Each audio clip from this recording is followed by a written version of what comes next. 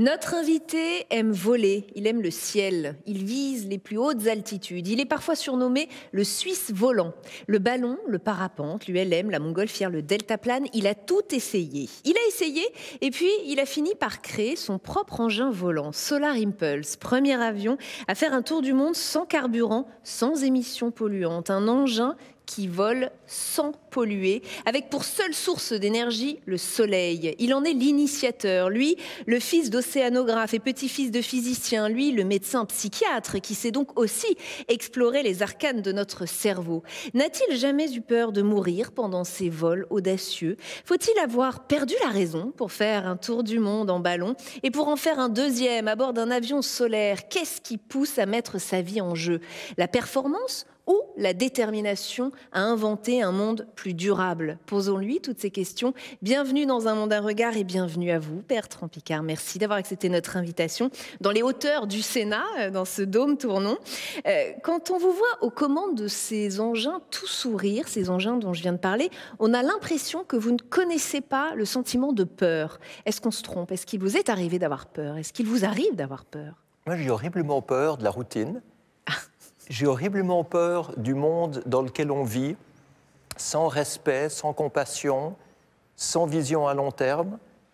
Ce monde où on brûle 1 million de tonnes de pétrole par heure, où on détruit la biodiversité, où on hypothèque le futur par intérêt et égoïsme personnel, ça me fait extrêmement peur. Mais peur de mourir, non. La peur de mourir, c'est très humain. Non, mais de toute façon, on va mourir une fois.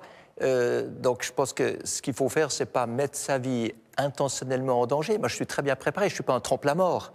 Je suis un explorateur, c'est autre chose. Moi, ce qui me passionne, c'est l'inconnu, c'est le doute, le point d'interrogation qui stimule la performance, qui stimule la créativité, qui nous oblige à fonctionner mieux que dans les habitudes et la routine où on s'endort. Mais quand on monte dans un engin dont on ne sait pas s'il va réussir à atterrir et qui pourrait chuter d'un coup, j'imagine qu'on y pense à la mort, ou alors on a une confiance incroyable en sa technologie et en son intelligence alors. Non, je pense que j'ai eu beaucoup de confiance dans l'équipe qui a construit cet avion. C'est un avion qui était complètement expérimental, c'est vrai, mais qui était certifié par l'Office de l'aviation civile, qui avait une autorisation de voler, qui a été testé par un pilote d'essai officiel. C'était pas quelque chose de téméraire. En fait, ce qui était beaucoup plus téméraire, c'était de faire ça, alors que le monde de l'aviation m'avait dit que c'était impossible, que tous les spécialistes m'ont dit qu'on n'aurait jamais assez d'énergie pour faire voler un avion jour et nuit avec le soleil. Mais ça, c'est passionnant quand on vous dit ça, parce que vous devez casser les paradigmes, vous devez casser ces croyances. Cette croyance, par exemple, qui dit qu'il n'y a pas assez d'énergie et qu'il faut en produire plus, c'est complètement idiot. Ce qu'il faut faire, c'est fabriquer un avion qui va consommer moins, c'est-à-dire qui va être efficient, qui va voler mieux avec très peu d'énergie. Nous, on a fait le tour du monde avec la puissance d'un scooter pour propulser un avion qui volait jour et nuit. Donc, ce qui me passionne, en fait, c'est de casser ces règles. Ces rigidités, ces paradigmes, et montrer qu'on peut penser et faire complètement autrement. Alors, c'est quand même passé par quelques échecs et j'imagine quelques doutes. Ces vols n'ont pas marché tout de suite. Prenons la première tentative de tour du monde. Janvier 1997, à bord d'une rosière, le Breitling Orbiter.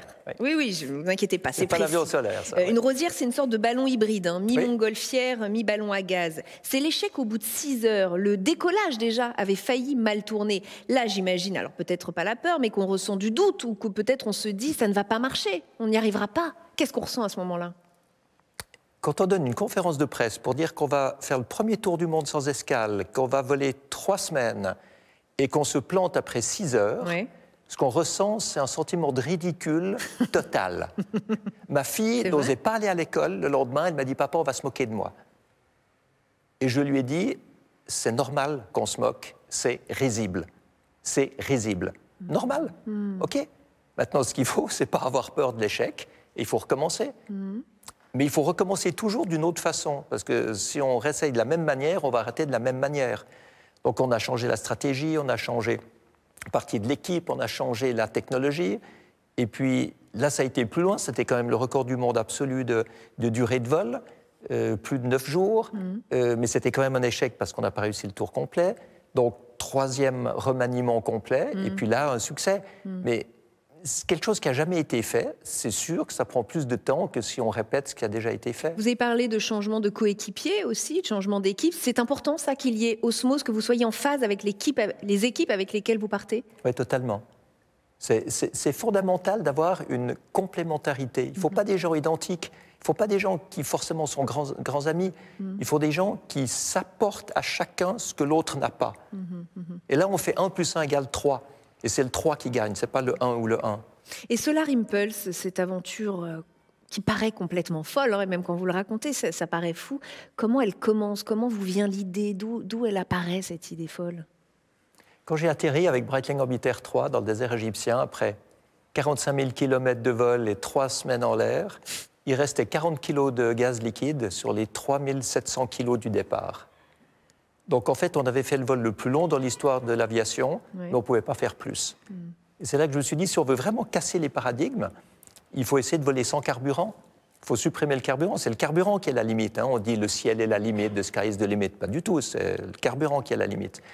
Donc en fait, le rêve a commencé comme ça, d'avoir un avion qui volerait uniquement avec le soleil, qui ferait marcher des moteurs électriques la journée, qui chargerait les batteries pour pouvoir ensuite voler sur les batteries pendant la nuit, atteindre le lever de soleil suivant, et puis continuer comme ça, un cycle après l'autre, en volant à peu près perpétuellement. Et ce sont des vols à vitesse relativement lente, hein. Qu'est-ce qu'on voit? Qu'est-ce qu'on ressent? Est-ce qu'on est dans la contemplation de nos paysages, de cette planète? Je vais vous expliquer, à un moment donné, je traversais l'Atlantique entre New York et l'Europe, que je me suis dit, je suis un petit peu fatigué, je vais fermer les yeux un moment. Et après 5 secondes, je me suis dit, mais c'est complètement idiot, je suis en train de faire le rêve de ma vie, je suis en train de me reposer au lieu de profiter de ce qui se passe. Et là, je me suis dit, il faut que j'incruste en moi toutes les impressions, tout ce que je vois, tout ce que je ressens, et puis que ce soit une expérience que je n'oublie jamais. Et en fait, c'est une des journées dont je me rappelle le mieux de toute ma vie. Parce que j'étais totalement là, totalement présent, à juste profiter de ce qui se passait dans une situation qui était complètement nouvelle, qui était complètement extrême. Mais avec des moments de sommeil, rassurez-nous. Enfin, je veux dire, vous vous autorisiez à dormir, à vous reposer quand même. J'avais le droit de faire des phases de 20 minutes à la fois, la nuit, à basse altitude, sans le masque à oxygène. Donc il y avait quelques petites phases de sommeil. Ouais, mais je n'étais pas là pour dormir. Vous savez, quand il y avait la pleine lune qui faisait un immense reflet sur l'océan pour me montrer la direction de l'Europe, quand j'essayais de m'endormir, je me disais, c'est horrible de rater ce paysage-là, ce spectacle. Puis je rouvrais les yeux, je regardais. Quand on a vécu ça, qu'est-ce qu'on vise après? Quel est le prochain défi sur le plan à la fois technologique et humain, puisque vous nous racontez une aventure très humaine aussi? Ce qui m'est venu comme défi après ça, c'est d'essayer de faire utiliser par tout le monde le même genre de technologie que ce qui m'avait permis de réussir. Parce que ce qui était stupéfiant, en volant avec Solar Impulse, c'était ce sentiment d'être dans le futur, d'être dans de la science-fiction, de voler sans carburant, sans bruit, sans émission de CO2, et de réaliser tout à coup que ce n'est pas le futur, c'est ce que les technologies d'aujourd'hui permettent de faire aujourd'hui. Et quand j'ai pris conscience de ça, j'ai vu qu'en fait, ce n'est pas moi qui étais dans le futur, c'était le monde entier qui était dans le passé. Avec des vieilles infrastructures, des vieux systèmes polluants, inefficients, gaspilleurs de ressources et d'énergie, une économie linéaire où on gaspille ce qu'on utilise dans une économie circulaire. C'est-à-dire, en fait, le monde était exactement aux antipodes de ce que j'étais en train de vivre avec Solar Impulse. Et je me suis dit, en rentrant maintenant, il faut que je sois beaucoup plus terre à terre. Le tour du monde. Plus bas, plus bas. Arrêtez de monter, restez au niveau du sol et partagez avec les autres. Ouais, mais oui, c'est-à-dire utiliser Solar Impulse comme une métaphore, un symbole de ce qu'on peut faire avec des énergies renouvelables et des technologies propres. Et ensuite montrer que si on peut le faire en l'air, on peut à plus forte raison le faire au sol. Et c'est là que j'ai lancé ma fondation Solar Impulse, sur le but d'identifier dans le monde plus de 1000 solutions qui puissent protéger l'environnement, qui existent aujourd'hui, qui ne soient pas des trucs high-tech qui n'existent pas encore, vraiment des trucs qui existent aujourd'hui, et qui soient capables de réduire les dépenses des citoyens les plus modestes, donc d'augmenter le pouvoir d'achat, d'être économiquement rentable pour les entreprises, de manière à réconcilier le côté écologique et le côté économique. Et on va en reparler. Je vais juste m'arrêter un peu sur votre histoire personnelle parce qu'elle est aussi intéressante. Votre père était océanographe, je l'ai dit, et ce qui le passionnait, c'était plutôt les fonds sous-marins, lui. Votre grand-père, en revanche, Auguste Piccard, était aéronaute, donc il pratiquait le ballon. Et il y a une photo extraordinaire où on le voit dans son ballon stratosphérique en 1931. Son apparence, d'ailleurs, son physique ont inspiré à Hergé les traits du professeur Tournesol. Ça va parler à beaucoup de gens qui nous écoutent. Est-ce que votre amour pour les hautes altitudes vient de lui? Peut-être, mais je n'ai pas appris que ça de lui. Bien sûr. Surtout que c'est lui qui ensuite a inventé le bathyscaphe avec lequel mon père a plongé dans la fosse des Mariannes. Donc moi, ce que j'ai appris de mon grand-père et de mon père, c'est le côté exploration.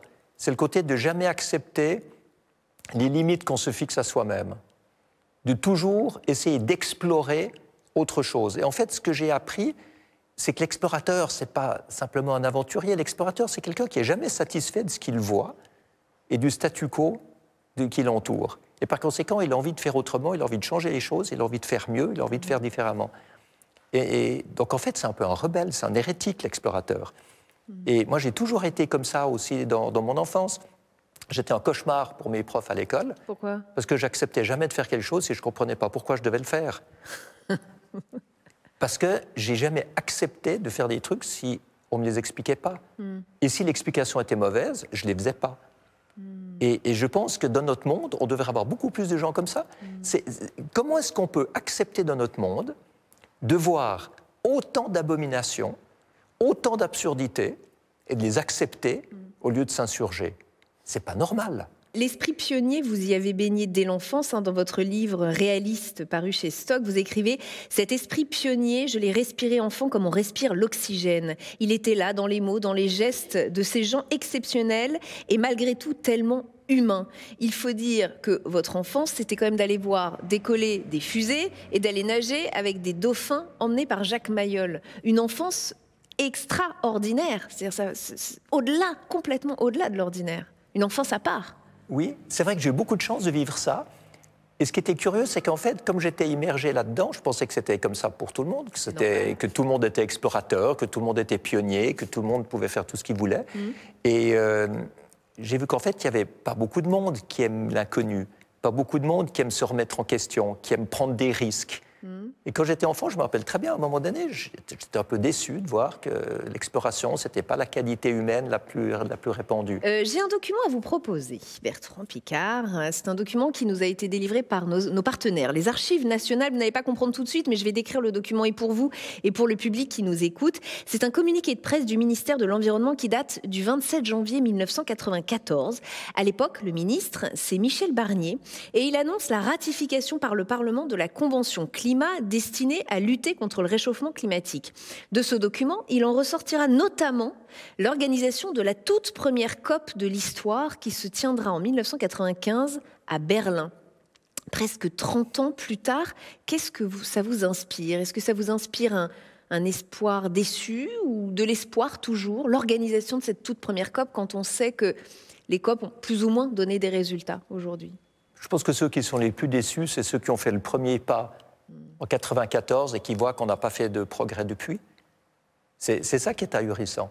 Mais vous savez, ce qui s'est passé, c'est qu'à cette époque, on a pris conscience des changements climatiques et des problèmes environnementaux, mais il n'y avait pas de solution.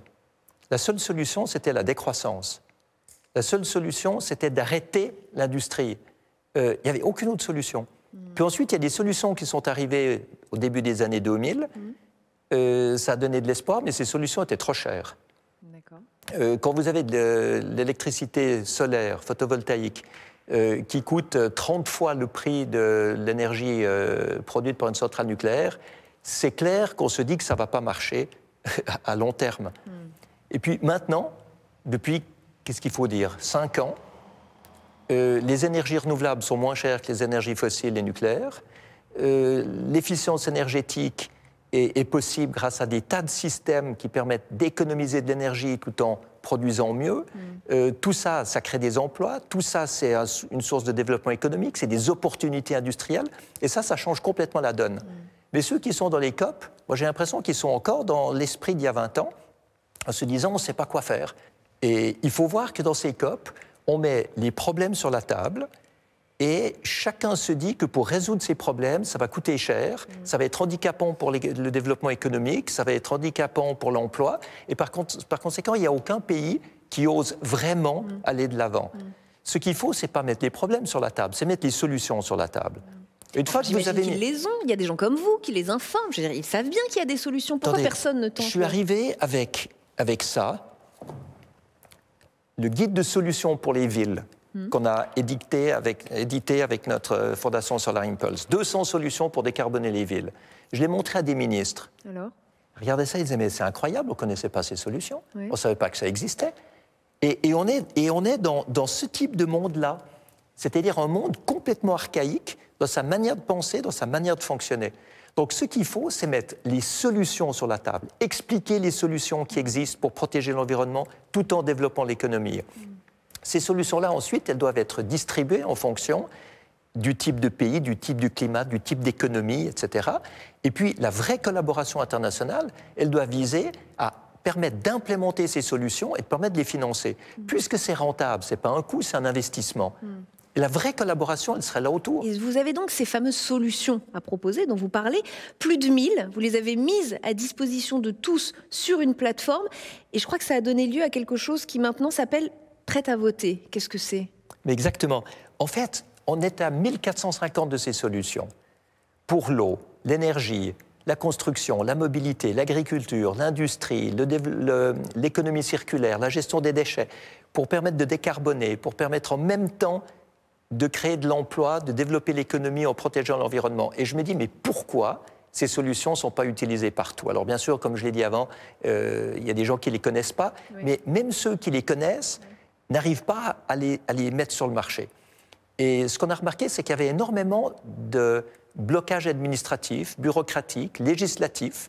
C'est-à-dire qu'il y a un certain anachronisme des lois qui n'ont pas du tout prévu une évolution technique pareille. Vous pensez à quelque chose de précis quand vous dites des blocages, des verrous, lesquels vous viennent là? Par exemple, vous pouvez charger votre voiture électrique avec de l'énergie solaire ou éolienne qui est intermittente, vous la chargez pendant la journée, et puis quand vous arrivez chez vous le soir, vous devriez pouvoir décharger votre batterie sur votre maison de manière à couper ce pic de consommation qui nécessite de rallumer des centrales à gaz et des centrales à charbon. Eh bien, ça, ce n'est pas possible parce que la réglementation ne l'a pas prévu. Un consommateur ne peut pas être producteur. Et si vous êtes tout à coup avec votre voiture électrique et votre batterie, vous devenez un producteur d'énergie et vous revendez votre énergie sur le réseau. Eh bien, ça, c'est quelque chose qui doit changer. Et ça passe par l'écriture ou la réécriture des lois? Ça passe par, ici, le Sénat, l'Assemblée nationale? Alors, quand vous dites prêt à voter, c'est que, a priori, il y a des responsables politiques qui doivent voter? Mais absolument. Mais moi, c'est pour ça que j'étais très heureux d'accepter votre invitation ici au Sénat pour cette émission. C'est qu'on a fait ce prêt à voter qui est constitué de 50 recommandations législatives qu'on a adressées à tous les députés et à tous les sénateurs. Et on leur montre, pour chacune de ces 50 solutions, pour la plupart françaises, qui feraient du bien à la France sur le plan économique et sur le plan écologique, on montre ce qu'il faut changer dans la législation ou dans la réglementation pour permettre de les tirer vers le marché et d'en faire profiter le pays. Ça, rien que ces 50 propositions, ça permettrait de décarboner entre 30 et 40% de la France. Ben, il faut le faire. Il faut le faire le plus vite possible. Vous avez un autre exemple. Les éclairages publics dans une commune, c'est 37% de la consommation énergétique, donc de la facture énergétique de la commune. Il existe des lampadaires fabriqués en France dans le Grand Est, avec panneaux solaires, LED et batteries, qui permettent d'être indépendants du secteur. Vous n'avez même pas besoin d'y connecter au réseau électrique. Et ça marche comme ça, de manière totalement autonome. Eh bien, dans un marché public, vous n'avez pas le droit d'en prendre pour plus que 100 000 € parce que c'est trop innovant. C'est un quota réservé à l'innovation, alors qu'il faut déplafonner ce quota de manière à ce que toutes les communes puissent se fournir exclusivement avec ça, puisque c'est une économie d'énergie, une économie de facture et une économie de CO2. Tout de même, Bertrand Piccard, depuis le 15 novembre 2022, on est plus de 8 milliards sur cette planète. Ce sont aussi plus de 8 milliards d'habitants qui consomment potentiellement, et notamment de l'énergie. Est-ce que tout cela est réalisable, faisable avec la planète telle que nous l'avons, telle qu'elle est aujourd'hui, et ces 8 milliards d'habitants? Alors comment vous voulez faire autrement? Quand vous savez que rien que pour accueillir les nouveaux venus sur Terre, et en tenant compte de l'exode rural, dans les 20 prochaines années, il faut construire tous les 4 mois, l'équivalent de la ville de Manhattan. Ça, c'est ce qu'il faut faire. Donc, quand on parle de décroissance... Ouais. Et de sobriété, c'est le mot qui revient beaucoup. C'est un problème de riches. Les riches peuvent décroître, mais la majorité de la planète n'est pas riche. La majorité de la planète, c'est des gens qui aspirent à avoir plus que ce qu'ils ont, c'est-à-dire un petit peu d'accès à l'électricité, de quoi manger, de quoi élever leurs enfants et un boulot pour vivre. C'est ça la réalité du monde. Alors maintenant, ou bien vous faites un développement complètement sauvage et la planète va suffoquer dans sa pollution le CO2, l'effondrement des ressources, la biodiversité, etc. Ou bien alors vous permettez un développement qui est contrôlé par des solutions qui permettent d'être efficients, c'est-à-dire de ne pas tout détruire. Alors, je vous donne un exemple. C'est ça qui manque au discours politique des partis écologistes. Je veux dire, vous apportez les solutions, vous dites qu'il y a des... Mais eux nous parlent de sobriété et de décroissance, et vous êtes en conflit avec ça. Vous n'êtes pas d'accord avec cela? Je pense qu'il faut décroître la pollution, l'inefficience, le gaspillage, les excès, la futilité de notre consommation. Donc c'est pour ça que je dis que c'est un peu un problème de riches. Mais allez dire à ceux qui n'ont rien qu'il faut décroître, économiquement, ils vont vous regarder en disant « mais attendez, vous parlez de quoi? Nous, on n'a rien ». Par conséquent, ce qui est fondamental, c'est de montrer que le développement économique des pays les plus pauvres, mais aussi des classes sociales les plus démunies, est possible sans détruire l'environnement. Et ça, c'est possible si vous utilisez des énergies renouvelables et que vous arrêtez le gaspillage. Le gaspillage, aujourd'hui, c'est 3/4 de l'énergie qui est produite. 3/4 de l'énergie qui est produite, en grande partie par du gaz et du charbon et du pétrole dans le monde. C'est quand même aberrant. Donc, si vous mettez en place tous les systèmes qui permettent d'économiser cette énergie et de l'utiliser de manière correcte, les énergies renouvelables suffiront. Les énergies renouvelables, ce n'est pas que les éoliennes placées devant un village qui prend la vue et qui fait du bruit. L'éolien, ça peut être l'offshore, ça peut être dans des déserts. Le photovoltaïque, ce n'est pas forcément des immenses champs partout. Ça peut être aussi, par exemple, sur des lacs artificiels, sur des lacs de barrage. L'hydroélectrique, ça peut être des turbines sur des petites rivières.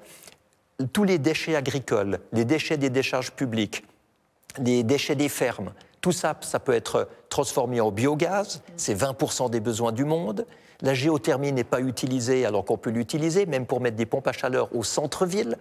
Il y a d'ailleurs toute une association qui s'est formée maintenant pour la géothermie en France, mais c'est le moment. Ça fait quand même assez longtemps que 99% de la masse de la planète fait plus que 1000 degrés. Donc allons chercher un peu la chaleur en dessous de nous au lieu de la fabriquer avec du pétrole.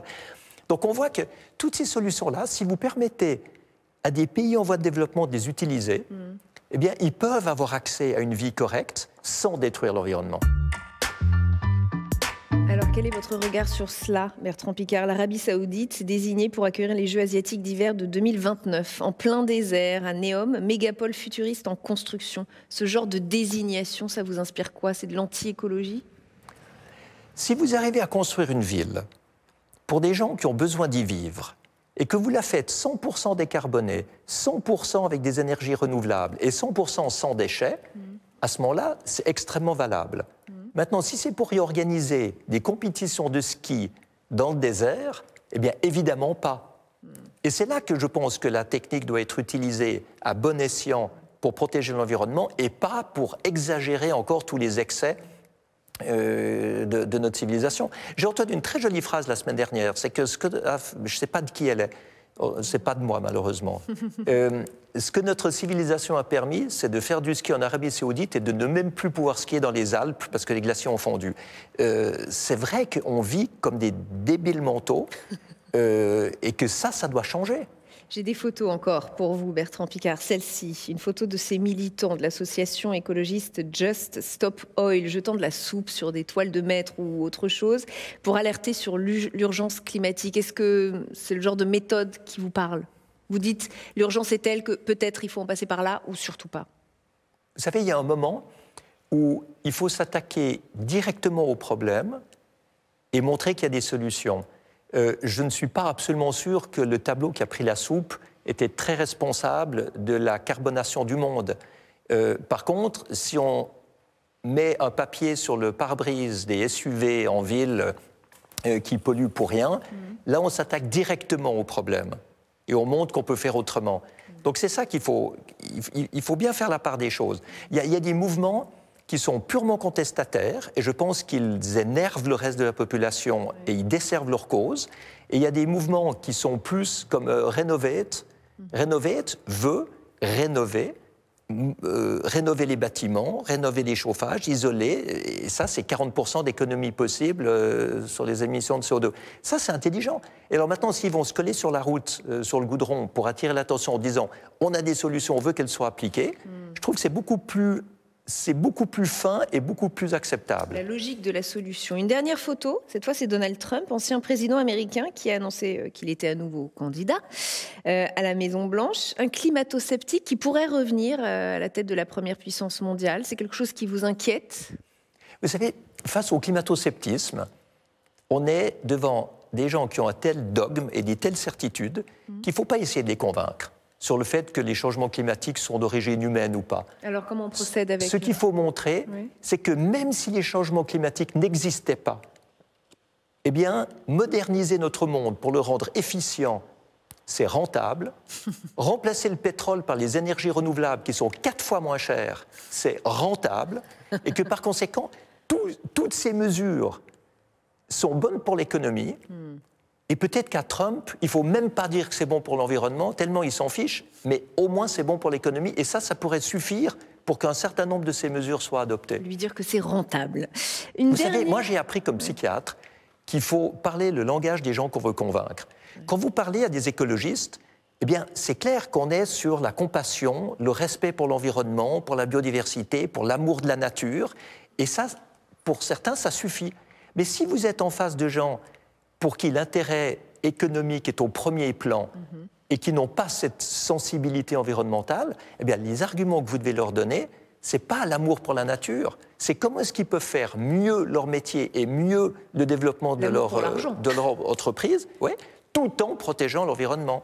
C'est ça le message, je pense. Une dernière question, Bertrand Piccard, qui est en lien avec ce lieu dans lequel nous sommes aujourd'hui. Nous sommes entourés de 4 statues qui représentent chacune une vertu. Il y a ici la sagesse, ici la prudence, ici la justice et ici l'éloquence. Est-ce qu'il y en a une qui vous parle particulièrement aujourd'hui, celle qui vous vient? La sagesse. Pourquoi? Mais parce que finalement, de la sagesse découle tout le reste. De la sagesse découle la justice, découle l'égalité, découle la bonté. C'est ça la sagesse. La première des vertus. C'est arriver à dompter ses pulsions de manière à faire ressortir le meilleur de l'être humain. Et on s'arrêtera sur ces jolis mots. Merci Bertrand Piccard d'avoir été notre invité aujourd'hui. Merci à vous de nous avoir suivis comme chaque semaine. On se retrouve très vite sur Public Sénat. N'oubliez pas que l'émission est évidemment à revoir en replay sur notre site internet et en podcast à écouter. À bientôt sur Public Sénat. Merci.